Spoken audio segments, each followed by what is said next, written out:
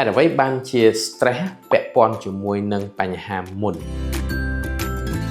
បងប្អូនដែលធ្លាប់មានបញ្ហាមុនច្រើនគាត់តែងតែសង្កេតឃើញថាឲ្យតែគាត់គេងអត់លក់ឲ្យតែគាត់ stress ឲ្យតែគាត់ខឹងឲ្យតែគាត់គិតច្រើនហ្នឹងគឺមុនខ្ទុះហ្នឹងគឺចាប់ផ្ដើមចេញមកកំដរគាត់ដែរអញ្ចឹងវាធ្វើឲ្យគាត់កំពុងខឹងផងកំពុងតែ stress ផងហ្នឹងកាន់តែខឹងឡើងកាន់តែមួម៉ៅឡើងអញ្ចឹងគាត់ឆ្ងល់ថាមិនបានវាអញ្ចឹងបាទ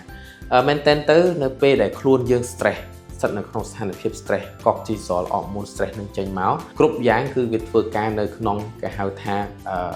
ផ្លូវមួយដែលអវិជ្ជមានហើយគឺកពេញខ្លាញ់របស់យើងក៏ចាប់ផ្ដើមផលិតប្រេងច្រើនកោសិកាការពាររាងកាយរបស់យើងក៏ធ្វើការខ្លាំងខុសប្រក្រតីដែលធ្វើឲ្យអាមុនកប់ធម្មតាហ្នឹងគឺវាចាប់ផ្ដើមផ្ទុះបែកទៅជាមុនផ្ទុះតែម្ដងអញ្ចឹងហើយបានជាអ្នកដែលគាត់មានមុនកប់ធម្មតាសោះនៅពេលដែលចាប់ផ្ដើម stress គិតច្រើនមួយផ្លែតហ្នឹងគឺចាប់ផ្ដើមផ្ទុះមុនប៊ុំអញ្ចឹងទៅអញ្ចឹងវិធីដើម្បីធ្វើឲ្យសម្រស់របស់យើងស្អាត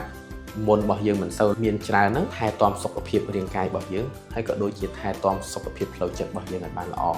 ខឹងច្រើនមិនល្អទេខឹងច្រើនមានតែប៉ះពាល់ខឹងច្រើនសម្រស់ក៏មិនស្អាតដែរបាទអរគុណច្រើន